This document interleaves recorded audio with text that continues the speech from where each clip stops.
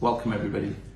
Let me introduce you to Mr. António Horta-Osório. He's the Chief Executive of Lloyds Bank, and this is an article that he published about the pressure that he was under when he was managing Lloyds Bank and he had to take a sabbatical from the bank due to stress.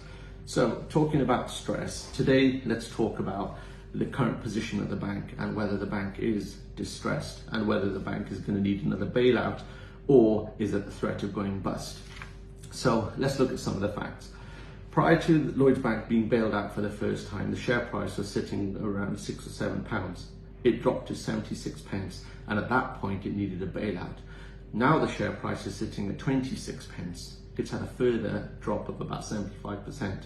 So Lloyds effectively is in a worse position today than it was when it had its first bailout. So let's look at some of the reasons why Lloyds is in such a mess. We know now that there are 3 High Court judges currently investigating Lloyds Bank, the first being Sir Ross Cranston, the second being Sir David Foskett, and the third being Dame Linda Dobbs. All of them are investigating the level of compensation that's due to the customers, because the bank for years has been trying to give them short measure. And secondly, Dame Linda Dobbs is looking to see whether there's management culpability and there should be charges brought to the senior managers who have denied any knowledge of the fraud. In terms of my case, which is based in Bristol, we've got evidence that Sir Vince Cable, when he was business secretary, sat with Antonio to discuss the fraud that's taken place in Bristol. But the bank, under his usual tactics, are doing delay and deny tactics, despite having had representations from the previous Chancellor, Sir Vince Cable, Sajid Javid.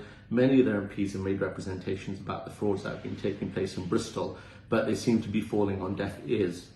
So let's look at some of the facts. Despite having the worst record for mis-selling PPI, it's also had a really bad record for mis-selling hedge products. It's being investigated currently by Thames Valley Police and even at Somerset Police, and also the Serious Fraud Office have looked into the actions of Lloyds Bank. So has the tenure of António Horta-Osório been a successful one? I ask you. I think it's been a disaster. I think that his deny and delay tactics have caused a huge amount of stress to all the victims and all the suffering that other people have had. And to see an article published in the Times about the level of stress that he's under whilst he's been managing a bank, I think that it shows a complete hypocrisy that's taking place in this country. If we want to see a change, the bank has to take responsibility for its actions. It has to acknowledge its wrongdoing. It has to meet the victims, look at the evidence. Once it looks at the evidence, it will soon realise that all of these mistakes, they can only be put right once all the victims are properly compensated and families are put back together.